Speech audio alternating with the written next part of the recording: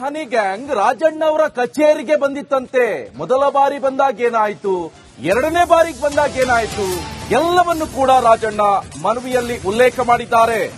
ಆಮೇಲೆ ಏನಾಯ್ತು ಅನ್ನೋದನ್ನ ಮನವಿಯಲ್ಲಿ ತಿಳಿಸಿದ್ದಾರೆ. ಎರಡನೇ ಬಾರಿ ಕೂಡ ರಾಜಣ್ಣ ಕಚೇರಿಗೆ ಬಂದಾಗ ಏನಾಯ್ತು, ಇದೆಲ್ಲ ಏನಾಗಿದೆ ಅಂತ ಅನ್ನೋದನ್ನ ಉಲ್ಲೇಖಿಸಿದ್ದಾರೆ ಕೆಎನ್ ರಾಜಣ್ಣ ಅವರು.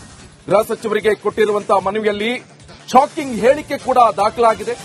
ರಾಜಣ್ಣರ ಕೈ ಹಿಡಿದುಕೊಂಡು ಎಳೆದಾಡಿದ್ಲಂತೆ ಆ ಯುವತಿ. ಇದರಿಂದ ಕೋಪಗೊಂಡ ರಾಜಣ್ಣ ಏನ್ ಮಾಡಿದ್ರು ಗೊತ್ತಾ? ಹಾಗಾದ್ರೆ ಅಲ್ಲಿಂದಲೇ ರಾಜಣ್ಣ ಅವರಲ್ಲಿ ಅನುಮಾನ ಹುಟ್ಟುಕೊಂಡಿತ್ತ. ಹಾಗಾದ್ರೆ ನೋಡಿ, ಯುವತಿ ಬಂದು ಕೆಎನ್ ರಾಜಣ್ಣ ಅವರ ಕೈ ಹಿಡ್ಕೊಂಡು ಎಳೆದಾಡಿದ್ಲಂತೆ.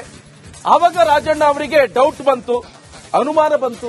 ಹಾಗಾದ್ರೆ ಆ ಮನವಿ ಪತ್ರದಲ್ಲಿ ಏನಿದೆ? ಸೊ ಈಗ ರಾಜಣ್ಣ ಗೃಹ ಸಚಿವರಿಗೆ ಕೊಟ್ಟಂತ ಮನವಿ ಪತ್ರದಲ್ಲಿ ಏನಿದೆ? ಹಾಗಾದ್ರೆ ಏನೆಲ್ಲ ಅಂಶಗಳನ್ನ ಉಲ್ಲೇಖ ಮಾಡಿದ್ದಾರೆ, ಯಾವೆಲ್ಲ ಅಂಶ ಅದರಲ್ಲಿ ದಾಖಲಾಗಿದೆ, ಪ್ರತಿಯೊಂದು ಮಾಹಿತಿಯನ್ನ ಒಂದೊಂದಾಗಿ ನೋಡ್ತಾ ಹೋಗೋಣ ಈ ವರದಿಯಲ್ಲಿ. ನಂತರ ಸುಮಾರು 15 ದಿವಸಗಳ ನಂತರ 25ರಿಂದ 30 ವರ್ಷದ ಯುವತಿ ಸರ್ಕಾರಿ ವಸತಿ ಗೃಹದಲ್ಲಿ ನನ್ನ ಕಚೇರಿ ಬಾಗಿಲಲ್ಲಿ ನಿಂತಿದ್ಲು. 8ರಿಂದ 10 ಅಡಿ ದೂರದಲ್ಲಿ ಮೊದಲ ಬಾರಿಗೆ ಬಂದಿದ್ದ ಗಡ್ಡಧಾರಿ ಯುವಕ ನಿಂತಿದ್ದ.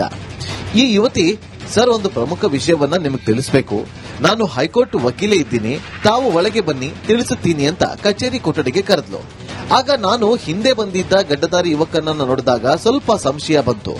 ಈ ಯುವತಿಯ ನಡವಳಿಕೆ ಕಂಡು ಒಂದು ರೀತಿ ಸಂಶಯಕ್ಕೆ ಒಳಗಾದಾಗ ಮತ್ತೆ ಆ ಯುವತಿ ನನ್ನ ಎಡಗೈ ಹಿಡಿದು ಕಚೇರಿ ಕೊಠಡಿಗೆ ಎಳೆದಳು. ಆಗ ನಾನು ಯುವತಿಯ ಕೆನ್ನೆಗೆ ಒಂದು ಏಟನ್ನ ಕೊಟ್ಟು ಜೋರಾಗಿ ಹೊಡೆದಾಗ ಆ ಯುವತಿ ಏನೂ ಮಾತನಾಡದೆ ಸ್ವಲ್ಪ ಹತ್ತಿರದಲ್ಲಿ ನಿಂತಿದ್ದ ಆ ಗಡ್ಡಧಾರಿ ಯುವಕನ ಜೊತೆಯಲ್ಲಿ ಹೊರ ನಡೆದ್ರು. ನಾನು ಗೇಟ್ ಅನ್ನ ತೆಗೆದು ಹೊರ ಹೋಗುವವರೆಗೂ ಗಮನಿಸಿದೆ. ಆಗಲೇ ಆ ಯುವಕ ಮತ್ತು ಅಂದು ಬಂದಿದ್ದ ಯುವತಿ ಮತ್ತು ಹಿಂದೆ ಬಂದಿದ್ದ ಯುವತಿ ಬೇರೆ ಬೇರೆಯವರಾಗಿದ್ದು, ಯುವಕ ಮಾತ್ರ ಒಬ್ಬನೇ ಆಗಿದ್ದರಿಂದ ನನಗೆ ಏನೋ ಪಿತೂರಿ ನಡೆಯುತ್ತಿದ್ದ ಬಗ್ಗೆ, ನನಗೆ ಸಾರ್ವಜನಿಕ ಜೀವನದಲ್ಲಿ ಅವಮಾನಿಸುವ ಪ್ರಯತ್ನವಿದೆ ಅನ್ನೋದಾಗಿ ನನಗೆ ಮನವಿ. ನೋಡಿ, ರಿಪಬ್ಲಿಕ್ ಕನ್ನಡಕ್ಕೆ ಸಿಕ್ಕಿರುವಂತಹ ಎಕ್ಸ್ಕ್ಲೂಸಿವ್ ಮಾಹಿತಿ ಇದು. ಕೆಎನ್ ರಾಜಣ್ಣ ಅವರು ಬರೆದಿದ್ದಂತಹ 3 ಪುಟಗಳ ಮನವಿ ಪತ್ರದಲ್ಲಿ 2 ಬಾರಿ ಏನಾಯ್ತು ಅನ್ನೋದ್ರ ಬಗ್ಗೆ ಸವಿಸ್ತಾರವಾಗಿ ಆ ಮನವಿ ಪತ್ರದಲ್ಲಿ ಉಲ್ಲೇಖ ಮಾಡಿದ್ದಾರೆ. ಆ ಮನವಿ ಪತ್ರದಲ್ಲಿ ಏನಿತ್ತು ಅನ್ನೋದ್ರ ಬಗ್ಗೆ ಮಾಹಿತಿ ರಿಪಬ್ಲಿಕ್ ಕನ್ನಡಕ್ಕೆ ಉನ್ನತ ಮೂಲಗಳಿಂದ ಸಿಕ್ಕಿರುವಂತಹ ಮಾಹಿತಿ.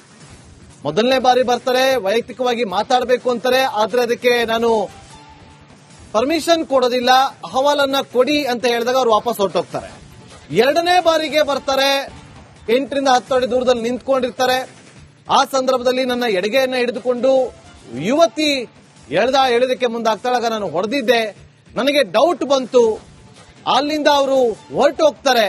ಗೇಟ್ ಇಂದ ಹೊರಗಡೆ ಹೋಗೋವರೆಗೂ ಕೂಡ ನಾನು ಅದನ್ನ ಸೂಕ್ಷ್ಮವಾಗಿ ಗಮನಿಸಿದೆ, ಸಂಶಯ ಬಂತು ಅಂತ ಹೇಳಿದಲ್ಲದೆ ರಾಜಕೀಯವಾಗಿ ಇದೆಲ್ಲವೂ ಕೂಡ ಪಿತೂರಿ ನಡೆದಿರಬಹುದು ಅನ್ನುವ ಅನುಮಾನವನ್ನ ಕೂಡ ವ್ಯಕ್ತಪಡಿಸಿ ಆ ಮನವಿ ಪತ್ರದಲ್ಲಿ ಉಲ್ಲೇಖ ಮಾಡಿದ್ದಾರೆ.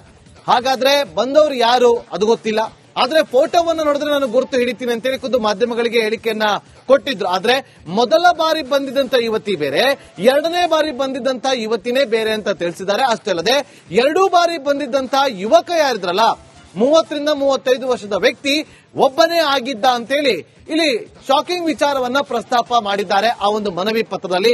ಆ ಮನವಿ ಪತ್ರದ ಮಾಹಿತಿ ರಿಪಬ್ಲಿಕ್ ಕನ್ನಡಕ್ಕೆ ಉನ್ನತ ಮೂಲಗಳಿಂದ ಸಿಕ್ಕಿದೆ. ಇನ್ನು ಮತ್ತಷ್ಟು ಮಾಹಿತಿಯನ್ನು ಕೊಡೋದಕ್ಕೆ ನನ್ನ ಸಹೋದರಿಗೆ ರಂಜಿತ್ ಶಿರಿಯಾರ್ ನೇರ ಸಂಪರ್ಕದಲ್ಲಿ. ಹನಿ ಗ್ಯಾಂಗ್ ರಾಜಣ್ಣ ಅವರ ಕಚೇರಿಗೆ ಬಂದಿತ್ತಂತೆ. ಮೊದಲ ಬಾರಿ ಬಂದಾಗ ಏನಾಯ್ತು, ಎರಡನೇ ಬಾರಿಗೆ ಬಂದಾಗ ಏನಾಯ್ತು, ಎಲ್ಲವನ್ನು ಕೂಡ ರಾಜಣ್ಣ ಮನವಿಯಲ್ಲಿ ಉಲ್ಲೇಖ ಮಾಡಿದ್ದಾರೆ. ಆಮೇಲೆ ಏನಾಯ್ತು ಅನ್ನೋದನ್ನ ಮನವಿಯಲ್ಲಿ ತಿಳಿಸಿದ್ದಾರೆ. ಎರಡನೇ ಬಾರಿ ಕೂಡ ರಾಜಣ್ಣ ಕಚೇರಿಗೆ ಬಂದಾಗ ಏನಾಯ್ತು, ಇದೆಲ್ಲ ಏನಾಗಿದೆ ಅಂತ ಅನ್ನೋದನ್ನ ಉಲ್ಲೇಖಿಸಿದ್ದಾರೆ ಕೆಎನ್ ರಾಜಣ್ಣ ಅವರು. ಗೃಹ ಸಚಿವರಿಗೆ ಕೊಟ್ಟಿರುವಂತಹ ಮನವಿಯಲ್ಲಿ ಶಾಕಿಂಗ್ ಹೇಳಿಕೆ ಕೂಡ ದಾಖಲಾಗಿದೆ. ರಾಜಣ್ಣರ ಕೈ ಹಿಡಿದುಕೊಂಡು ಎಳೆದಾಡಿದ್ಲಂತೆ ಆ ಯುವತಿ. ಇದರಿಂದ ಕೋಪಗೊಂಡ ರಾಜಣ್ಣ ಏನ್ ಮಾಡಿದ್ರು ಗೊತ್ತಾ? ಹಾಗಾದ್ರೆ ಅಲ್ಲಿಂದಲೇ ರಾಜಣ್ಣ ಅವರಲ್ಲಿ ಅನುಮಾನ ಹುಟ್ಟುಕೊಂಡಿತ್ತ. ಹಾಗಾದ್ರೆ ನೋಡಿ, ಯುವತಿ ಬಂದು ಕೆಎನ್ ರಾಜಣ್ಣ ಅವರ ಕೈ ಹಿಡ್ಕೊಂಡು ಎಳೆದಾಡಿದ್ಲಂತೆ. ಆವಾಗ ರಾಜಣ್ಣ ಅವರಿಗೆ ಡೌಟ್ ಬಂತು, ಅನುಮಾನ ಬಂತು. ಹಾಗಾದ್ರೆ ಆ ಮನವಿ ಪತ್ರದಲ್ಲಿ ಏನಿದೆ? ಸೊ ಈಗ ರಾಜಣ್ಣ ಗೃಹ ಸಚಿವರಿಗೆ ಕೊಟ್ಟಂತ ಮನವಿ ಪತ್ರದಲ್ಲಿ ಏನಿದೆ? ಹಾಗಾದ್ರೆ ಏನೆಲ್ಲ ಅಂಶಗಳನ್ನ ಉಲ್ಲೇಖ ಮಾಡಿದ್ದಾರೆ, ಯಾವೆಲ್ಲ ಅಂಶ ಅದರಲ್ಲಿ ದಾಖಲಾಗಿದೆ, ಪ್ರತಿಯೊಂದು ಮಾಹಿತಿಯನ್ನ ಒಂದೊಂದಾಗಿ ನೋಡ್ತಾ ಹೋಗೋಣ ಈ ವರದಿಯಲ್ಲಿ. ನಂತರ ಸುಮಾರು 15 ದಿವಸಗಳ ನಂತರ 25ರಿಂದ 30 ವರ್ಷದ ಯುವತಿ ಸರ್ಕಾರಿ ವಸತಿ ಗೃಹದಲ್ಲಿ ನನ್ನ ಕಚೇರಿ ಬಾಗಿಲಲ್ಲಿ ನಿಂತಿದ್ಲು. 8ರಿಂದ 10 ಅಡಿ ದೂರದಲ್ಲಿ ಮೊದಲ ಬಾರಿಗೆ ಬಂದಿದ್ದ ಗಡ್ಡಧಾರಿ ಯುವಕ ನಿಂತಿದ್ದ. ಈ ಯುವತಿ, ಸರ್, ಒಂದು ಪ್ರಮುಖ ವಿಷಯವನ್ನ ನಿಮಗೆ ತಿಳಿಸಬೇಕು. ನಾನು ಹೈಕೋರ್ಟ್ ವಕೀಲೆ ಇದ್ದೀನಿ, ತಾವು ಒಳಗೆ ಬನ್ನಿ, ತಿಳಿಸುತ್ತೀನಿ ಅಂತ ಕಚೇರಿ ಕೊಠಡಿಗೆ ಕರೆದ್ಲು. ಆಗ ನಾನು ಹಿಂದೆ ಬಂದಿದ್ದ ಗಡ್ಡಧಾರಿ ಯುವಕನನ್ನ ನೋಡಿದಾಗ ಸ್ವಲ್ಪ ಸಂಶಯ ಬಂತು. ಈ ಯುವತಿಯ ನಡವಳಿಕೆ ಕಂಡು ಒಂದು ರೀತಿ ಸಂಶಯಕ್ಕೆ ಒಳಗಾದಾಗ ಮತ್ತೆ ಆ ಯುವತಿ ನನ್ನ ಎಡಗೈ ಹಿಡಿದು ಕಚೇರಿ ಕೊಠಡಿಗೆ ಎಳೆದಳು. ಆಗ ನಾನು ಯುವತಿಯ ಕೆನ್ನೆಗೆ ಒಂದು ಏಟನ್ನ ಕೊಟ್ಟು ಜೋರಾಗಿ ಹೊಡೆದಾಗ ಆ ಯುವತಿ ಏನೂ ಮಾತನಾಡದೆ ಸ್ವಲ್ಪ ಹತ್ತಿರದಲ್ಲಿ ನಿಂತಿದ್ದ ಆ ಗಡ್ಡಧಾರಿ ಯುವಕನ ಜೊತೆಯಲ್ಲಿ ಹೊರ ನಡೆದ್ರು. ನಾನು ಗೇಟ್ ಅನ್ನ ತೆಗೆದು ಹೊರ ಹೋಗುವವರೆಗೂ ಗಮನಿಸಿದೆ. ಆಗಲೇ ಆ ಯುವಕ ಮತ್ತು ಅಂದು ಬಂದಿದ್ದ ಯುವತಿ ಮತ್ತು ಹಿಂದೆ ಬಂದಿದ್ದ ಯುವತಿ ಬೇರೆ ಬೇರೆಯವರಾಗಿದ್ದು, ಯುವಕ ಮಾತ್ರ ಒಬ್ಬನೇ ಆಗಿದ್ದರಿಂದ ನನಗೆ ಏನೋ ಪಿತೂರಿ ನಡೆಯುತ್ತಿದ್ದ ಬಗ್ಗೆ, ನನಗೆ ಸಾರ್ವಜನಿಕ ಜೀವನದಲ್ಲಿ ಅವಮಾನಿಸುವ ಪ್ರಯತ್ನವಿದೆ ಅನ್ನೋದಾಗಿ ನನಗೆ ಮನವಿ. ನೋಡಿ, ರಿಪಬ್ಲಿಕ್ ಕನ್ನಡಕ್ಕೆ ಸಿಕ್ಕಿರುವಂತಹ ಎಕ್ಸ್ಕ್ಲೂಸಿವ್ ಮಾಹಿತಿ ಇದು. ಕೆಎನ್ ರಾಜಣ್ಣ ಅವರು ಬರೆದಿದ್ದಂತಹ 3 ಪುಟಗಳ ಮನವಿ ಪತ್ರದಲ್ಲಿ 2 ಬಾರಿ ಏನಾಯ್ತು ಅನ್ನೋದ್ರ ಬಗ್ಗೆ ಸವಿಸ್ತಾರವಾಗಿ ಆ ಮನವಿ ಪತ್ರದಲ್ಲಿ ಉಲ್ಲೇಖ ಮಾಡಿದ್ದಾರೆ. ಆ ಮನವಿ ಪತ್ರದಲ್ಲಿ ಏನಿತ್ತು ಅನ್ನೋದ್ರ ಬಗ್ಗೆ ಮಾಹಿತಿ ರಿಪಬ್ಲಿಕ್ ಕನ್ನಡಕ್ಕೆ ಉನ್ನತ ಮೂಲಗಳಿಂದ ಸಿಕ್ಕಿರುವಂತಹ ಮಾಹಿತಿ. ಮೊದಲನೇ ಬಾರಿ ಬರ್ತಾರೆ, ವೈಯಕ್ತಿಕವಾಗಿ ಮಾತಾಡಬೇಕು ಅಂತಾರೆ, ಆದ್ರೆ ಅದಕ್ಕೆ ನಾನು ಪರ್ಮಿಷನ್ ಕೊಡೋದಿಲ್ಲ, ಅಹವಾಲನ್ನ ಕೊಡಿ ಅಂತ ಹೇಳಿದಾಗ ಅವ್ರು ವಾಪಸ್ ಹೊರಟೋಗ್ತಾರೆ. 2ನೇ ಬಾರಿಗೆ ಬರ್ತಾರೆ, 8ರಿಂದ 10 ಅಡಿ ದೂರದಲ್ಲಿ ನಿಂತ್ಕೊಂಡಿರ್ತಾರೆ. ಆ ಸಂದರ್ಭದಲ್ಲಿ ನನ್ನ ಎಡಗೈಯನ್ನ ಹಿಡಿದುಕೊಂಡು ಯುವತಿ ಎಳೆದಕ್ಕೆ ಮುಂದಾಗ್ತಾಳಾಗ ನಾನು ಹೊಡೆದಿದ್ದೆ. ನನಗೆ ಡೌಟ್ ಬಂತು, ಅಲ್ಲಿಂದ ಅವರು ಹೊರಟು ಹೋಗ್ತಾರೆ. ಗೇಟ್ ಇಂದ ಹೊರಡೆ ಹೋಗೋವರೆಗೂ ಕೂಡ ನಾನು ಅದನ್ನ ಸೂಕ್ಷ್ಮವಾಗಿ ಗಮನಿಸಿದೆ. ಸಂಶಯ ಬಂತು ಅಂತ ಹೇಳಿದಲ್ಲದೆ ರಾಜಕೀಯವಾಗಿ ಇದೆಲ್ಲವೂ ಕೂಡ ಪಿತೂರಿ ನಡೆದಿರಬಹುದು ಅನ್ನುವ ಅನುಮಾನವನ್ನ ಕೂಡ ವ್ಯಕ್ತಪಡಿಸಿ ಆ ಮನವಿ ಪತ್ರದಲ್ಲಿ ಉಲ್ಲೇಖ ಮಾಡಿದ್ದಾರೆ. ಹಾಗಾದ್ರೆ ಬಂದವರು ಯಾರು ಅದು ಗೊತ್ತಿಲ್ಲ, ಆದ್ರೆ ಫೋಟೋವನ್ನು ನೋಡಿದ್ರೆ ನಾನು ಗುರುತು ಹಿಡಿತೀನಿ ಅಂತೇಳಿ ಖುದ್ದು ಮಾಧ್ಯಮಗಳಿಗೆ ಹೇಳಿಕೆಯನ್ನ ಕೊಟ್ಟಿದ್ರು. ಆದ್ರೆ ಮೊದಲ ಬಾರಿ ಬಂದಿದ್ದಂತ ಯುವತಿ ಬೇರೆ, 2ನೇ ಬಾರಿ ಬಂದಿದ್ದಂತ ಯುವತಿನೇ ಬೇರೆ ಅಂತ ತಿಳಿಸಿದ್ದಾರೆ. ಅಷ್ಟೇ ಅಲ್ಲದೆ 2 ಬಾರಿ ಬಂದಿದ್ದಂತ ಯುವಕ ಯಾರಿದ್ರಲ್ಲ, 30ರಿಂದ 35 ವರ್ಷದ ವ್ಯಕ್ತಿ ಒಬ್ಬನೇ ಆಗಿದ್ದ ಅಂತೇಳಿ ಇಲ್ಲಿ ಶಾಕಿಂಗ್ ವಿಚಾರವನ್ನ ಪ್ರಸ್ತಾಪ ಮಾಡಿದ್ದಾರೆ ಆ ಒಂದು ಮನವಿ ಪತ್ರದಲ್ಲಿ. ಆ ಮನವಿ ಪತ್ರದ ಮಾಹಿತಿ ರಿಪಬ್ಲಿಕ್ ಕನ್ನಡಕ್ಕೆ ಉನ್ನತ ಮೂಲಗಳಿಂದ ಸಿಕ್ಕಿದೆ. ಇನ್ನು ಮತ್ತಷ್ಟು ಮಾಹಿತಿಯನ್ನು ಕೊಡೋದಕ್ಕೆ ನನ್ನ ಸಹೋದ್ಯೋಗಿ ರಂಜಿತ್ ಶಿರಿಯಾರ್ ನೇರ ಸಂಪರ್ಕದಲ್ಲಿ. ಹನಿ ಗ್ಯಾಂಗ್ ರಾಜಣ್ಣ ಅವರ ಕಚೇರಿಗೆ ಬಂದಿತ್ತಂತೆ. ಮೊದಲ ಬಾರಿ ಬಂದಾಗ ಏನಾಯ್ತು, 2ನೇ ಬಾರಿಗೆ ಬಂದಾಗ ಏನಾಯ್ತು, ಎಲ್ಲವನ್ನು ಕೂಡ ರಾಜಣ್ಣ ಮನವಿಯಲ್ಲಿ ಉಲ್ಲೇಖ ಮಾಡಿದ್ದಾರೆ. ಆಮೇಲೆ ಏನಾಯ್ತು ಅನ್ನೋದನ್ನ ಮನವಿಯಲ್ಲಿ ತಿಳಿಸಿದ್ದಾರೆ. 2ನೇ ಬಾರಿ ಕೂಡ ರಾಜಣ್ಣ ಕಚೇರಿಗೆ ಬಂದಾಗ ಏನಾಯ್ತು, ಇದೆಲ್ಲ ಏನಾಗಿದೆ ಅಂತ ಅನ್ನೋದನ್ನ ಉಲ್ಲೇಖಿಸಿದ್ದಾರೆ ಕೆಎನ್ ರಾಜಣ್ಣ ಅವರು. ಗೃಹ ಸಚಿವರಿಗೆ ಕೊಟ್ಟಿರುವಂತಹ ಮನವಿಯಲ್ಲಿ ಶಾಕಿಂಗ್ ಹೇಳಿಕೆ ಕೂಡ ದಾಖಲಾಗಿದೆ. ರಾಜಣ್ಣರ ಕೈ ಹಿಡಿದುಕೊಂಡು ಎಳೆದಾಡಿದ್ಲಂತೆ ಆ ಯುವತಿ. ಇದರಿಂದ ಕೋಪಗೊಂಡ ರಾಜಣ್ಣ ಏನ್ ಮಾಡಿದ್ರು ಗೊತ್ತಾ? ಹಾಗಾದ್ರೆ ಅಲ್ಲಿಂದಲೇ ರಾಜಣ್ಣ ಅವರಲ್ಲಿ ಅನುಮಾನ ಹುಟ್ಟುಕೊಂಡಿತ್ತ. ಹಾಗಾದ್ರೆ ನೋಡಿ, ಯುವತಿ ಬಂದು ಕೆಎನ್ ರಾಜಣ್ಣ ಅವರ ಕೈ ಹಿಡ್ಕೊಂಡು ಎಳೆದಾಡಿದ್ಲಂತೆ. ಆವಾಗ ರಾಜಣ್ಣ ಅವರಿಗೆ ಡೌಟ್ ಬಂತು, ಅನುಮಾನ ಬಂತು. ಹಾಗಾದ್ರೆ ಆ ಮನವಿ ಪತ್ರದಲ್ಲಿ ಏನಿದೆ? ಸೊ ಈಗ ರಾಜಣ್ಣ ಗೃಹ ಸಚಿವರಿಗೆ ಕೊಟ್ಟಂತ ಮನವಿ ಪತ್ರದಲ್ಲಿ ಏನಿದೆ? ಹಾಗಾದ್ರೆ ಏನೆಲ್ಲ ಅಂಶಗಳನ್ನ ಉಲ್ಲೇಖ ಮಾಡಿದ್ದಾರೆ, ಯಾವೆಲ್ಲ ಅಂಶ ಅದರಲ್ಲಿ ದಾಖಲಾಗಿದೆ, ಪ್ರತಿಯೊಂದು ಮಾಹಿತಿಯನ್ನ ಒಂದೊಂದಾಗಿ ನೋಡ್ತಾ ಹೋಗೋಣ ಈ ವರದಿಯಲ್ಲಿ.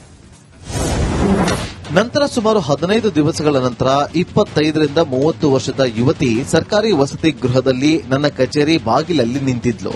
8ರಿಂದ 10 ಅಡಿ ದೂರದಲ್ಲಿ ಮೊದಲ ಬಾರಿಗೆ ಬಂದಿದ್ದ ಗಡ್ಡಧಾರಿ ಯುವಕ ನಿಂತಿದ್ದ. ಈ ಯುವತಿ, ಸರ್, ಒಂದು ಪ್ರಮುಖ ವಿಷಯವನ್ನ ನಿಮಗೆ ತಿಳಿಸಬೇಕು. ನಾನು ಹೈಕೋರ್ಟ್ ವಕೀಲೆ ಇದ್ದೀನಿ, ತಾವು ಒಳಗೆ ಬನ್ನಿ, ತಿಳಿಸುತ್ತೀನಿ ಅಂತ ಕಚೇರಿ ಕೊಠಡಿಗೆ ಕರೆದ್ಲು. ಆಗ ನಾನು ಹಿಂದೆ ಬಂದಿದ್ದ ಗಡ್ಡಧಾರಿ ಯುವಕನನ್ನ ನೋಡಿದಾಗ ಸ್ವಲ್ಪ ಸಂಶಯ ಬಂತು. ಈ ಯುವತಿಯ ನಡವಳಿಕೆ ಕಂಡು ಒಂದು ರೀತಿ ಸಂಶಯಕ್ಕೆ ಒಳಗಾದಾಗ ಮತ್ತೆ ಆ ಯುವತಿ ನನ್ನ ಎಡಗೈ ಹಿಡಿದು ಕಚೇರಿ ಕೊಠಡಿಗೆ ಎಳೆದಳು. ಆಗ ನಾನು ಯುವತಿಯ ಕೆನ್ನೆಗೆ ಒಂದು ಏಟನ್ನ ಕೊಟ್ಟು ಜೋರಾಗಿ ಹೊಡೆದಾಗ ಆ ಯುವತಿ ಏನೂ ಮಾತನಾಡದೆ ಸ್ವಲ್ಪ ಹತ್ತಿರದಲ್ಲಿ ನಿಂತಿದ್ದ ಆ ಗಡ್ಡಧಾರಿ ಯುವಕನ ಜೊತೆಯಲ್ಲಿ ಹೊರ ನಡೆದ್ರು. ನಾನು ಗೇಟ್ ಅನ್ನ ತೆಗೆದು ಹೊರ ಹೋಗುವವರೆಗೂ ಗಮನಿಸಿದೆ. ಆಗಲೇ ಆ ಯುವಕ ಮತ್ತು ಅಂದು ಬಂದಿದ್ದ ಯುವತಿ ಮತ್ತು ಹಿಂದೆ ಬಂದಿದ್ದ ಯುವತಿ ಬೇರೆ ಬೇರೆಯವರಾಗಿದ್ದು, ಯುವಕ ಮಾತ್ರ ಒಬ್ಬನೇ ಆಗಿದ್ದರಿಂದ ನನಗೆ ಏನೋ ಪಿತೂರಿ ನಡೆಯುತ್ತಿದ್ದ ಬಗ್ಗೆ, ನನಗೆ ಸಾರ್ವಜನಿಕ ಜೀವನದಲ್ಲಿ ಅವಮಾನಿಸುವ ಪ್ರಯತ್ನವಿದೆ ಅನ್ನೋದಾಗಿ ನನಗೆ ನೋಡಿ, ರಿಪಬ್ಲಿಕ್ ಕನ್ನಡಕ್ಕೆ ಸಿಕ್ಕಿರುವಂತಹ ಎಕ್ಸ್ಕ್ಲೂಸಿವ್ ಮಾಹಿತಿ ಇದು. ಕೆಎನ್ ರಾಜಣ್ಣ ಅವರು ಬರೆದಿದ್ದಂತ 3 ಪುಟಗಳ ಮನವಿ ಪತ್ರದಲ್ಲಿ 2 ಬಾರಿ ಏನಾಯ್ತು ಅನ್ನೋದ್ರ ಬಗ್ಗೆ ಸವಿಸ್ತಾರವಾಗಿ ಆ ಮನವಿ ಪತ್ರದಲ್ಲಿ ಉಲ್ಲೇಖ ಮಾಡಿದ್ದಾರೆ. ಆ ಮನವಿ ಪತ್ರದಲ್ಲಿ ಏನಿತ್ತು ಅನ್ನೋದ್ರ ಬಗ್ಗೆ ಮಾಹಿತಿ ರಿಪಬ್ಲಿಕ್ ಕನ್ನಡಕ್ಕೆ ಉನ್ನತ ಮೂಲಗಳಿಂದ ಸಿಕ್ಕಿರುವಂತಹ ಮಾಹಿತಿ. ಮೊದಲನೇ ಬಾರಿ ಬರ್ತಾರೆ, ವೈಯಕ್ತಿಕವಾಗಿ ಮಾತಾಡಬೇಕು ಅಂತಾರೆ, ಆದ್ರೆ ಅದಕ್ಕೆ ನಾನು ಪರ್ಮಿಷನ್ ಕೊಡೋದಿಲ್ಲ, ಅಹವಾಲನ್ನ ಕೊಡಿ ಅಂತ ಹೇಳಿದಾಗ ಅವ್ರು ವಾಪಸ್ ಹೊರಟೋಗ್ತಾರೆ. 2ನೇ ಬಾರಿಗೆ ಬರ್ತಾರೆ, 8 ರಿಂದ 10 ಅಡಿ ದೂರದಲ್ಲಿ ನಿಂತ್ಕೊಂಡಿರ್ತಾರೆ. ಆ ಸಂದರ್ಭದಲ್ಲಿ ನನ್ನ ಎಡಗೆಯನ್ನ ಹಿಡಿದುಕೊಂಡು ಯುವತಿ ಎಳೆದಕ್ಕೆ ಮುಂದಾಗ್ತಾಳಾಗ ನಾನು ಹೊಡೆದಿದ್ದೆ, ನನಗೆ ಡೌಟ್ ಬಂತು, ಅಲ್ಲಿಂದ ಅವರು ಹೊರಟೋಗ್ತಾರೆ. ಗೇಟ್ ಇಂದ ಹೊರಗಡೆ ಹೋಗೋವರೆಗೂ ಕೂಡ ನಾನು ಅದನ್ನ ಸೂಕ್ಷ್ಮವಾಗಿ ಗಮನಿಸಿದೆ, ಸಂಶಯ ಬಂತು ಅಂತ ಹೇಳಿದಲ್ಲದೆ ರಾಜಕೀಯವಾಗಿ ಇದೆಲ್ಲವೂ ಕೂಡ ಪಿತೂರಿ ನಡೆದಿರಬಹುದು ಅನ್ನುವ ಅನುಮಾನವನ್ನ ಕೂಡ ವ್ಯಕ್ತಪಡಿಸಿ ಆ ಮನವಿ ಪತ್ರದಲ್ಲಿ ಉಲ್ಲೇಖ ಮಾಡಿದ್ದಾರೆ. ಹಾಗಾದ್ರೆ ಬಂದವರು ಯಾರು ಅದು ಗೊತ್ತಿಲ್ಲ, ಆದ್ರೆ ಫೋಟೋವನ್ನು ನೋಡಿದ್ರೆ ನಾನು ಗುರುತು ಹಿಡಿತೀನಿ ಅಂತೇಳಿ ಖುದ್ದು ಮಾಧ್ಯಮಗಳಿಗೆ ಹೇಳಿಕೆಯನ್ನ ಕೊಟ್ಟಿದ್ರು. ಆದ್ರೆ ಮೊದಲ ಬಾರಿ ಬಂದಿದ್ದಂತ ಯುವತಿ ಬೇರೆ, 2ನೇ ಬಾರಿ ಬಂದಿದ್ದಂತ ಯುವತಿನೇ ಬೇರೆ ಅಂತ ತಿಳಿಸಿದ್ದಾರೆ. ಅಷ್ಟೇ ಅಲ್ಲದೆ 2 ಬಾರಿ ಬಂದಿದ್ದಂತ ಯುವಕ ಯಾರಿದ್ರಲ್ಲ, 30 ರಿಂದ 35 ವರ್ಷದ ವ್ಯಕ್ತಿ ಒಬ್ಬನೇ ಆಗಿದ್ದ ಅಂತೇಳಿ ಇಲ್ಲಿ ಶಾಕಿಂಗ್ ವಿಚಾರವನ್ನ ಪ್ರಸ್ತಾಪ ಮಾಡಿದ್ದಾರೆ ಆ ಒಂದು ಮನವಿ ಪತ್ರದಲ್ಲಿ. ಆ ಮನವಿ ಪತ್ರದ ಮಾಹಿತಿ ರಿಪಬ್ಲಿಕ್ ಕನ್ನಡಕ್ಕೆ ಉನ್ನತ ಮೂಲಗಳಿಂದ ಸಿಕ್ಕಿದೆ. ಇನ್ನು ಮತ್ತಷ್ಟು ಮಾಹಿತಿಯನ್ನು ಕೊಡೋದಕ್ಕೆ ನನ್ನ ಸಹೋದ್ಯೋಗಿ ರಂಜಿತ್ ಶಿರಿಯಾರ್ ನೇರ ಸಂಪರ್ಕದಲ್ಲಿ